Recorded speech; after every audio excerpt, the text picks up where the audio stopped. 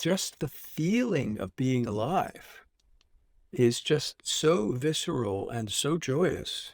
And it doesn't need to be a beautiful sunny day. It doesn't need to, it's just, ah, here I am. My breath, my heart's beating. The wonder that is our bodies is just almost like a ceaseless source of amazement for me. In his mid-50s, Ron Kastner became the father of two daughters, a dad for the first time during a decade when most people are beginning to contemplate retirement. But for Ron, in many ways, life was just beginning. Hello again, welcome to the Live Long and Master Aging podcast. I'm Peter Bowes. This is where we explore the science and stories behind human longevity. Ron, it's good to talk to you. I can hear the sirens of London town in the background already. I'm sorry about that. Yeah, That's all right. It takes me that's home. where I am. I split my time between New York and London, and this is the end of the time that I'm in London, sort of the winter, and I spend most of the summers in New York and Long Island. So Sounds good. Well, look, Ron, really good to talk to you. The book is fascinating.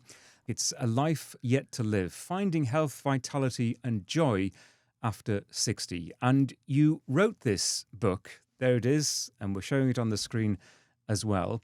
You wrote this book because you had something of an epiphany, didn't you, in your, maybe it's fair to say, in your late 50s after the birth of your daughters? yeah, in my late 50s, I was going through a troubling time when that the company I started 20 years before was in trouble because of the financial crisis. And I was on my way to a business meeting on a train, and a whole bunch of serendipitous things happened. And I just said to myself, whoa. Actually, what happened was the universe grabbed me by the lapels and gave me a big shake and said, hey, buddy, you're almost 60 years old. You've got two little girls. They were 6 months and 3.5 years old at the time. And they need a dad to be healthy and functional for quite a ways, quite a long time to come. And it was a very personal thunderclap because I lost my own father when I was 7 and grew up without a dad in my life. And it's a very, I like to say, it was a hole that was left in my life.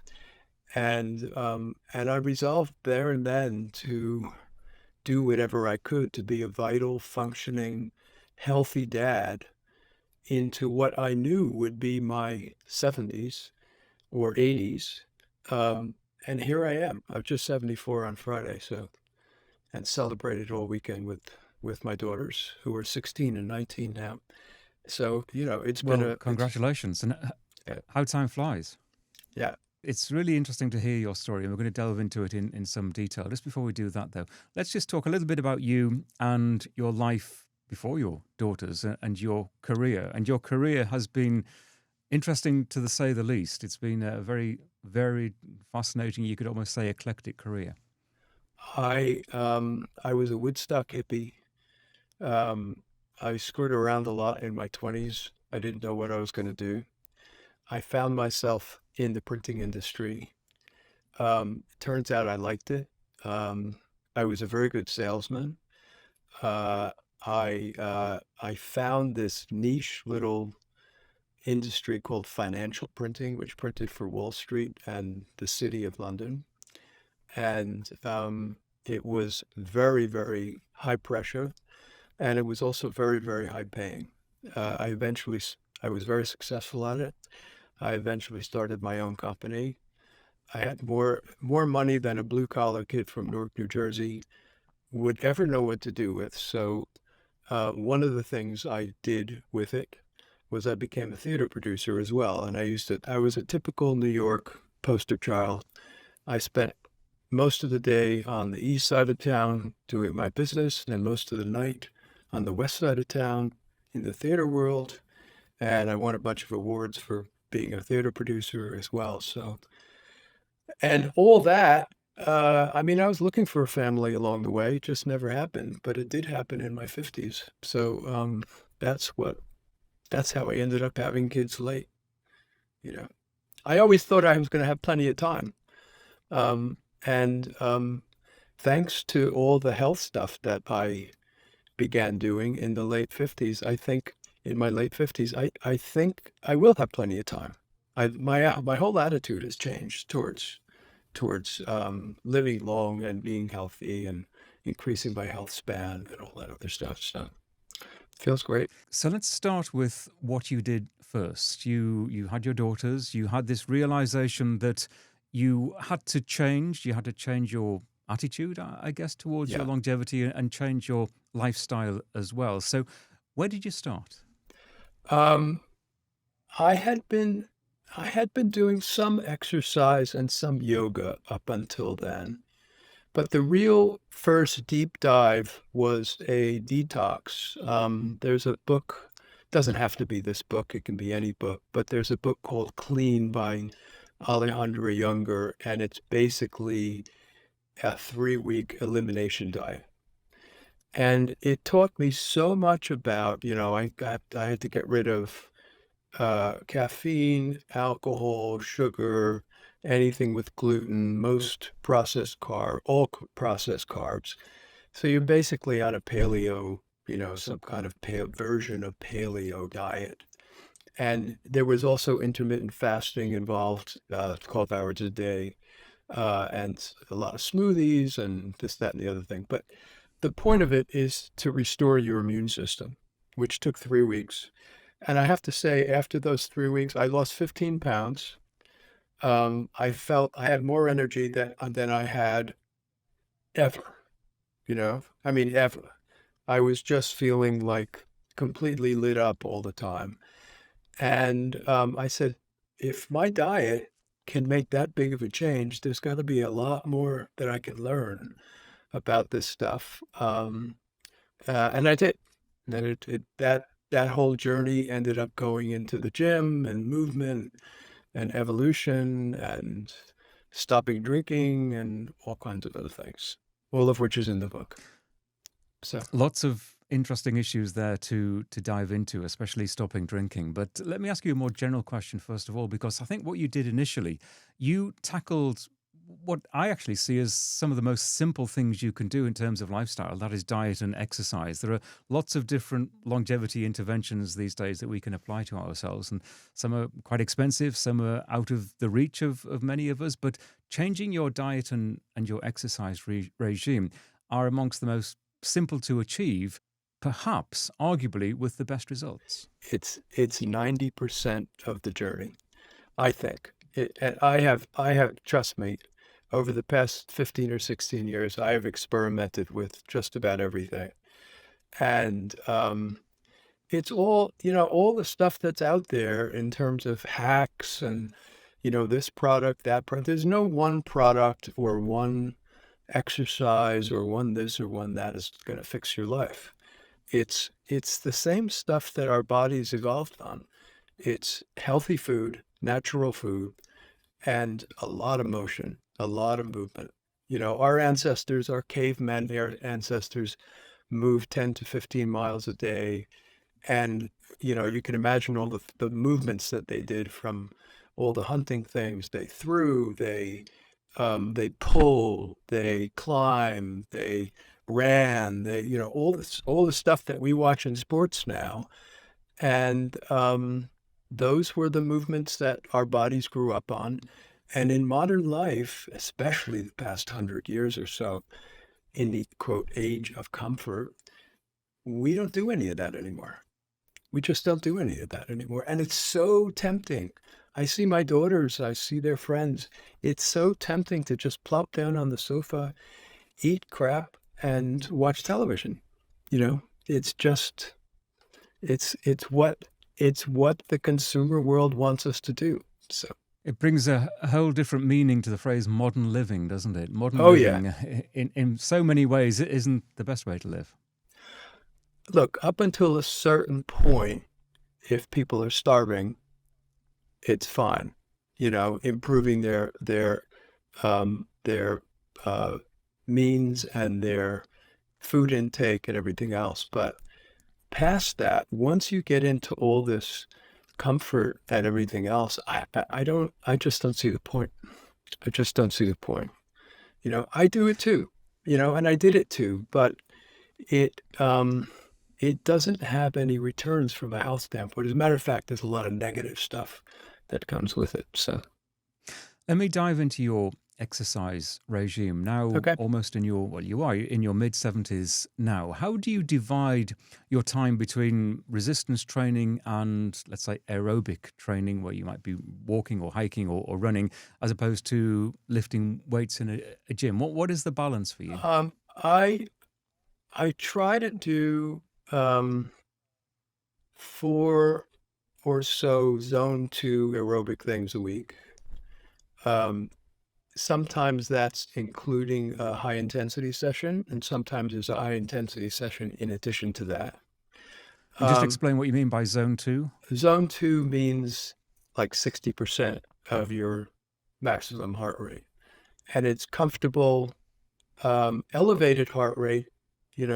For a good guide is your heart your is 180 minus your age, Yeah. somewhere in that somewhere. So for me, that's about 110, a little bit less than 110, although my maximum heart rate is a little bit higher. So it's more like 110 to 115. And it's comfortable. I wrote an article for my website, which is roncastner.com. I'll give myself a little plug, um, which just says hanging out in zone 2. You do it for 40 minutes or 50 minutes or an hour. It's nothing taxing. Sometimes I listen to music. Sometimes I, just think. Sometimes I partially meditate. And many times I go for walks and things like that.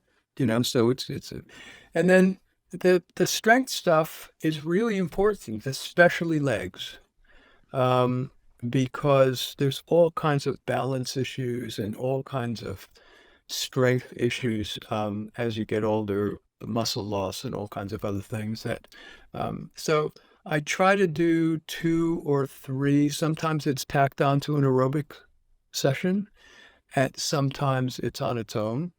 And then I supplement it all with yoga, which I do in the morning. So when I get up, so it's a lot. It's a lot.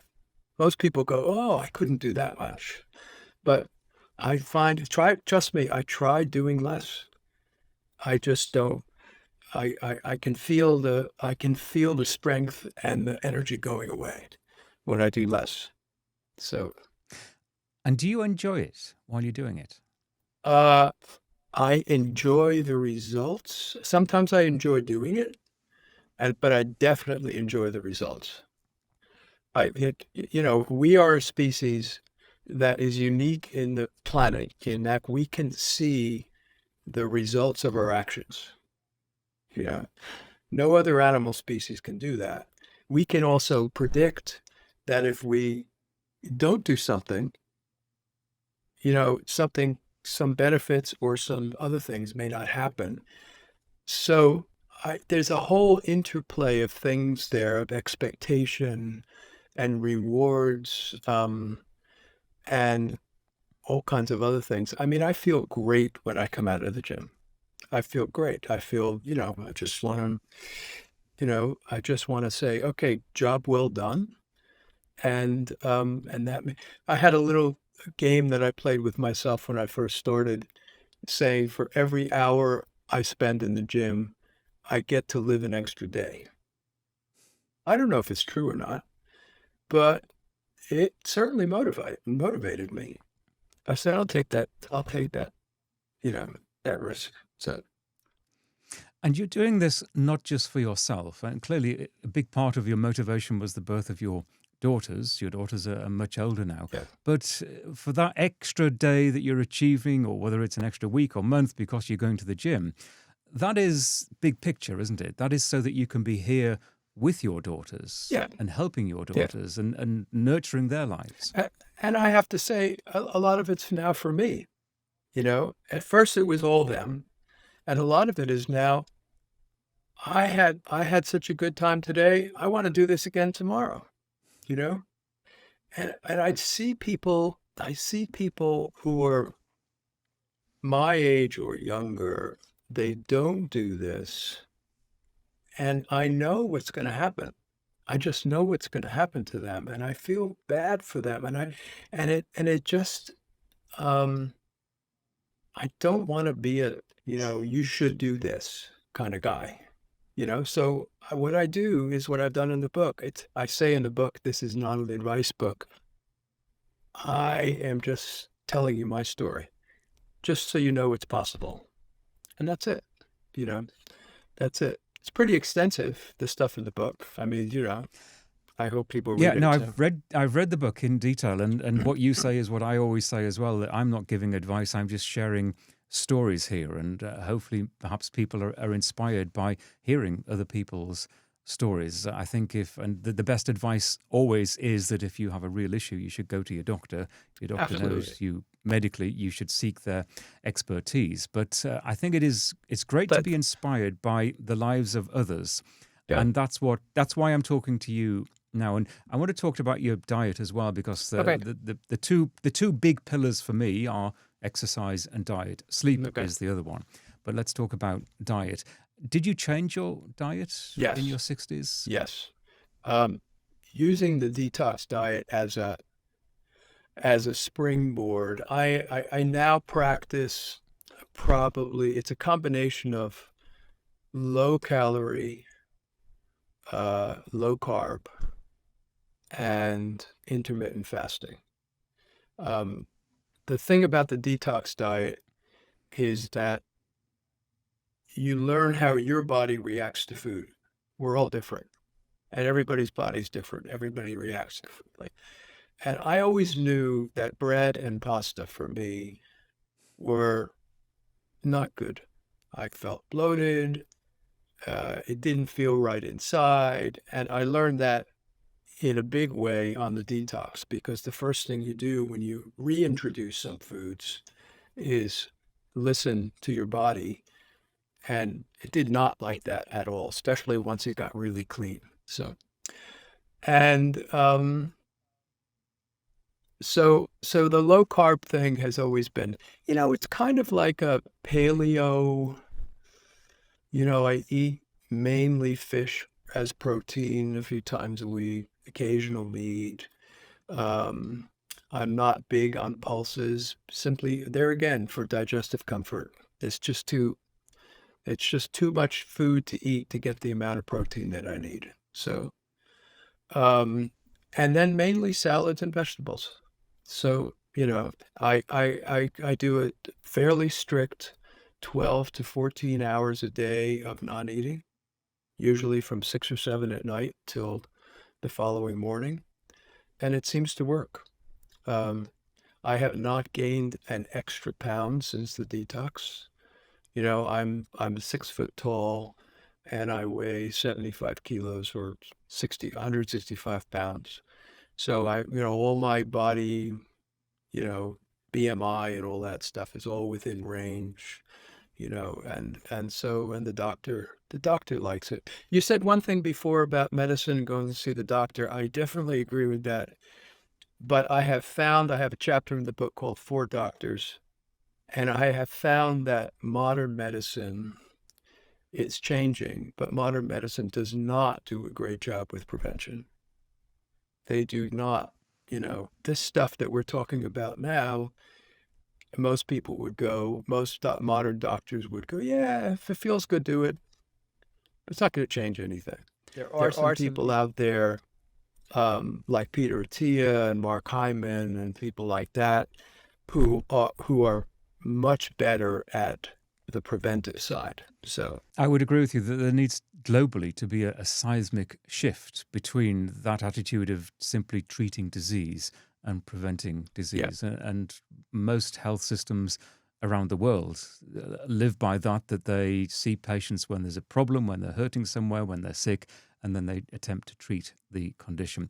The focus on preventative medicine is there if you look for it, but it's not thrust upon you by the system. And no, that's, I think, the no, big problem, that people go through their lives, they get sick, they seek some sort of remedy without really focusing and thinking on the preventative yeah. side. And this is why I was going to say this at the beginning, and I'm glad we came back around to it. for your listeners, and it's how every time I give a little talk or something to a group of people, I usually start out by saying, your health and your later life are guided by you and what you want out of your later life. If you've got health for, those 20 or 30 years that we now call later life, you have plenty of time to live a dynamic, changing, energetic life. And you can do lots of things that you've always wanted to do in life and everything else, but you have to spend time looking after your health. So, what you want and what matters to you, or who matters to you, really becomes the central question.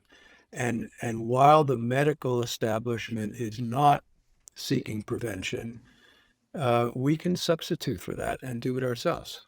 You know, and all the stuff I have in the book, I learned from public sources. None of it's doctors, none of it's studies, it's books, it's all kinds of stuff. So You mentioned giving up drinking earlier, yeah, giving up alcohol. Just tell me about that experience. How much did you drink before, and what was the transition like?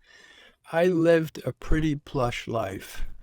I was flying back and forth to New York and London. I had offices in both places. I was entertaining a lot. I was producing theater in both places.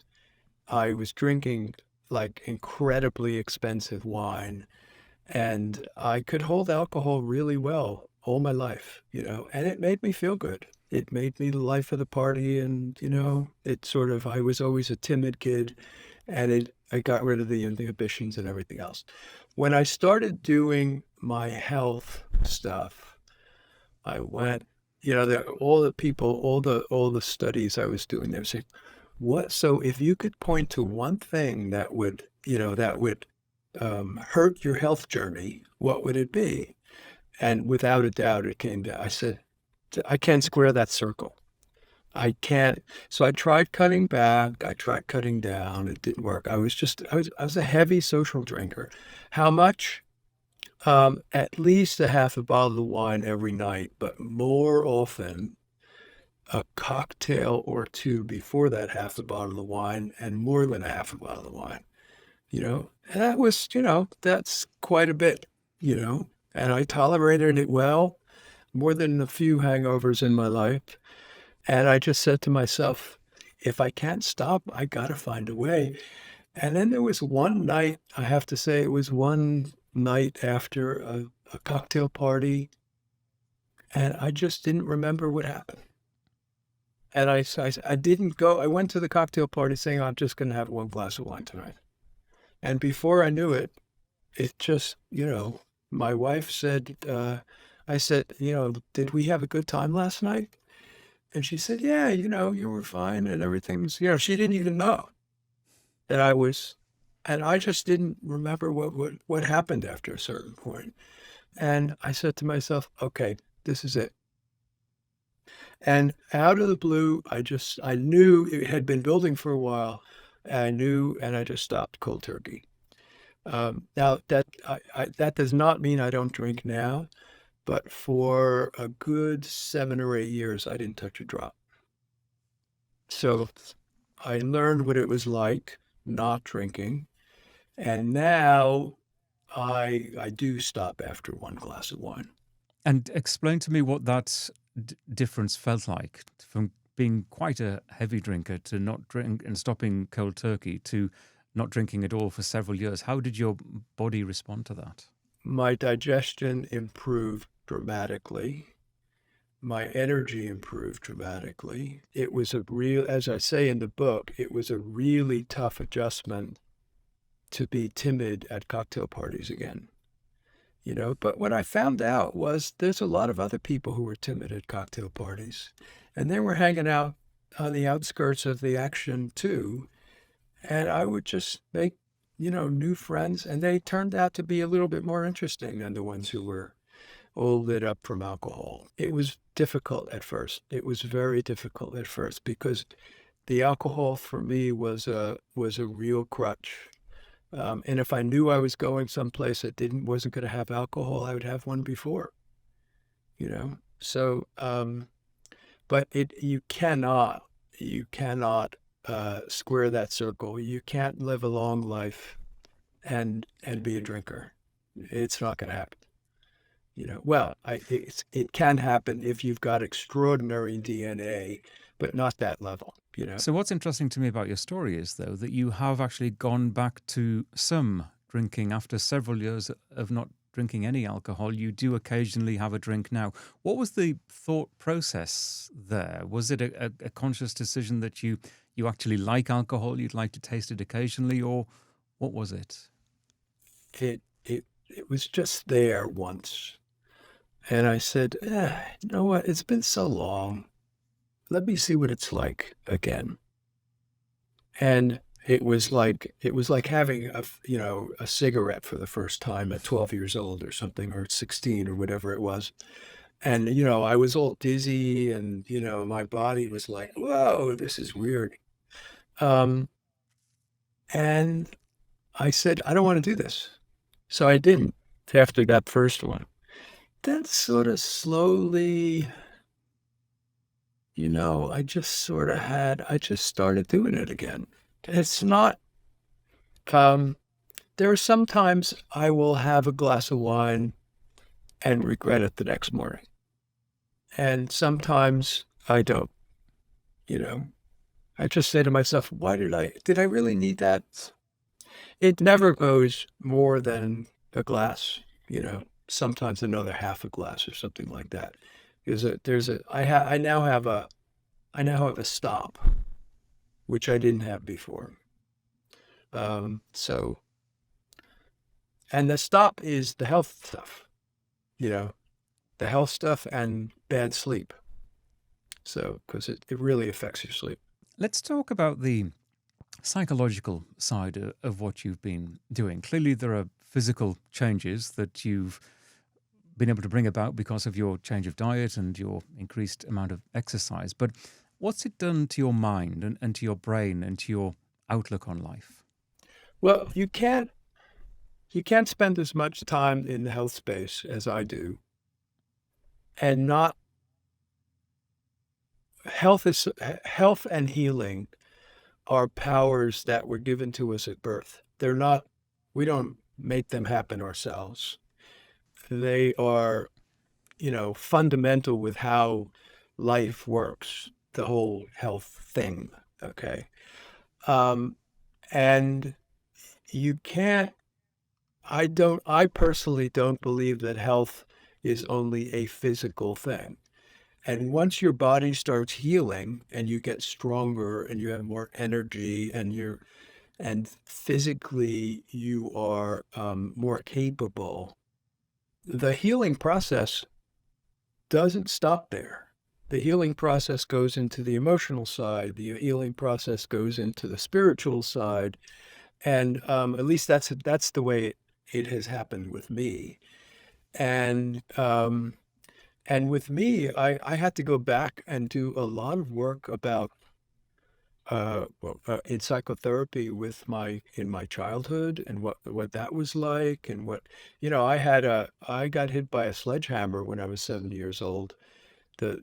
My father died. I was an only child, and my mother kind of fell apart. You know, so I was basically without parents or effective parents for much of the time after that. And I had to go back and explore some of that stuff and get rid of some of the anger. And well, I don't know about getting rid of it, but at least acknowledge it. And some of the hurt and all the other stuff.